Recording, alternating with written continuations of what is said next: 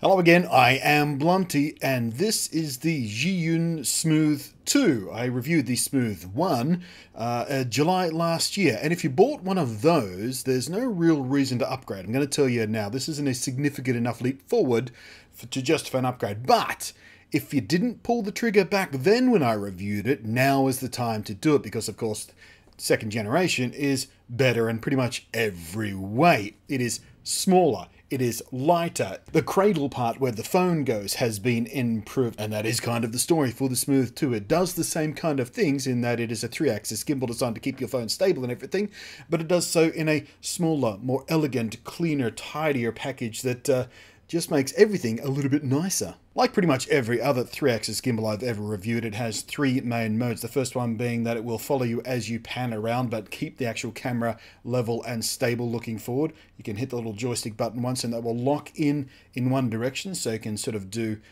slider style shots with it, and it doesn't matter how many different ways you twist this, it always point in whatever direction you set it at. You can also adjust the tilt as well using the little thumbstick if you need that. And the third mode, double click in and it will actually follow you tilt and pan, but keep it level so you can tilt up on things as you're panning and going around. But it's kind of cool as it is to watch me sort of do this and see the phone sort of stay stable and level and everything. There's sort of looking at that, and there's looking at the end result. And if you are new around here, end result is all I really care about. So let me show you what this thing does when you take it out in the real world and start actually shooting things with it. So yeah, like I said in my review last week about a big boy version of a gimbal like this, but made for big heavy cameras instead, it is not super important you understand exactly how it works, only that, as you can clearly see for yourself, it simply does work, and does so in a way that makes using it simple for even complete newbies out there. Now what you're seeing here is stuff I've shot with my iPhone 7 Plus, which has 3 cameras on it, only one of which has its own optical stabilization going on, and I will of course be showing you shots from all 3 of the cameras. But the telephoto lens, while it does like the optical stabilization of the wide-angle lens, it does in fact get a touch of digital stabilization. The footage, even handheld, turns out a bit smoother than what it looks like when you're shooting it on the screen. But even with static shots, the Smooth 2 can help soften out the remaining handheld jitter. And with static shots using the wide-angle lens, frankly you'd be forgiven for thinking shots like this were done on a tripod, not a lazy one-handed shot, as indeed this is. But while the Smooth 2 can make subtle but significant differences while shooting static shots, it is of course while moving, or tracking moving subjects, where a gimbal like this really comes into its own. While walking, you'll still get a slight walking bob, but all of the jitter and the wobble and the off-level movement and tilting that usually come with handheld mobile phone videography are all but eliminated.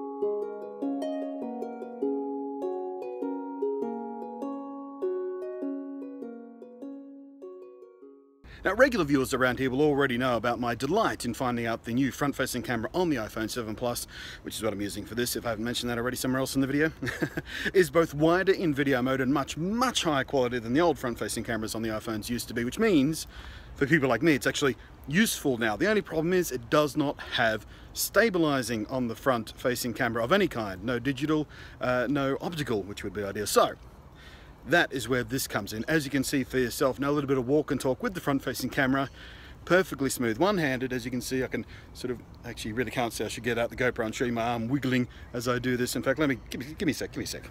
Right, there we go. So now I've got the GoPro going. We'll get a little picture-in-picture action happening of just how much I am moving this stabilizer around, much more than would be natural for a walk and talk like this. I just want to sort of, oh, I can't twist it that way. Actually, let me just lock the axis here. There we go. Now I can twist it around side to side and it will stay locked on me at all times. So yeah, it's what you call a game changer for filming with this thing, front-facing camera, for using it as a vlogging cam, for using it at events and doing interesting stuff. And just by way of demonstration about how dramatic a difference it actually is with the front-facing camera, you're now seeing obviously a side-by-side doing the same walk down this little path here.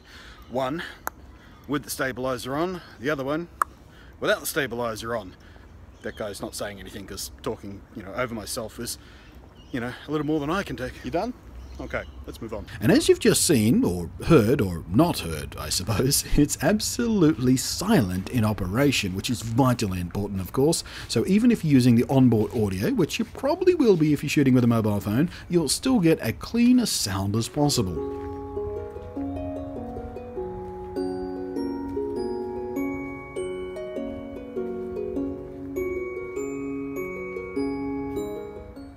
So let's try the reverse of that shot with the front-facing camera this time. The one I'm talking to you on is the one without the stabilization. We're up the stairs here. There's always a nightmare for keeping the camera stable, is stairs. Still one-handed, as you can see. Coming through here, through the arches. I do like the front-facing camera on the iPhone 7 Plus tends to avoid overexposing my face these days. The old one, not so much. Now, of course, it's not magic. If you want the very best out of it, you do still have to take some care in how you move. Move slowly, smoothly, walk carefully so the bobbing isn't too extreme, all that kind of stuff. And it's not a true replacement for things like cranes and jibs and sliders and all that, but it is absolutely the cheapest, easiest, lightest, fastest and simplest way to really very well emulate a lot of those fancy sliding and gliding and craning camera moves the pros use with all their thousands of dollars worth of big equipment to achieve. Equipment I have used in the past, but I've never really used in the field much because I can't be bothered carrying it all around. Unlike this little device. For something that can slide into even a small bag, there is no other kind of gear or rig out there that can make your shooting life as easy as this does. Setup alone takes literally moments, which is a huge advantage over all the other gear I'm talking about. The difference it can make to production quality is very significant, and there's next to no learning curve to get up and running with it, figuratively or literally. The single replaceable rechargeable lithium-ion 18650 battery will give you around about 5 hours of use. If you have spares, you can swap it out, or you can in fact recharge as you go from a standard backup battery device with the micro USB port on the side of the Smooth 2. So if you, like me, use your iPhone or indeed Android phone for creating content and you want to punch up your production value a bit further, get this thing. It's a relatively small investment for a device that will not only make your videos look much better, but can and will move with you through multiple phone upgrades. Because unlike some other accessories I've bought for my iPhones over the years, this one doesn't care about phone model. The clamp that holds onto the phone is utterly device agnostic. It doesn't care what you jam in there so long as it fits. Thanks for watching. I am Blunty, and I will catch you next time.